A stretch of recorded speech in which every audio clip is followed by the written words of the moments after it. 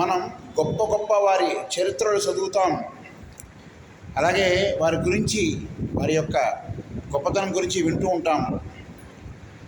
మనం తెలుసుకోవాల్సింది ఏమిటంటే వారు ఏ విధంగా అంత గొప్పవారయ్యారు, వారి పేరు ఎందుకు ఇంత గొప్పగా అందరూ చెప్పుకుంటున్నారు, వారి మార్గాల్ని అందరూ ఎలా అనుసరించగలుగుతున్నారు, ఎందుకు అనుసరిస్తున్నారు వారి మార్గాన్ని, వారు ఎంత ధర్మ మార్గంలో నడిచారు, అబద్ధములు ఆడకుండా వాళ్ళ జీవితాన్ని ఎప్పుడూ ధర్మపథంలోనే ఎలా నడుపుకున్నారు, 10 మందికి ఏ విధంగా సహాయం చేశారు, సాటి వారిని తోటి వారిని ఎలా ఆదరించారు, పెద్దలను ఏ విధంగా గౌరవించారు, ఇవన్నీ కూడా వాళ్ళ త్యాగాలు.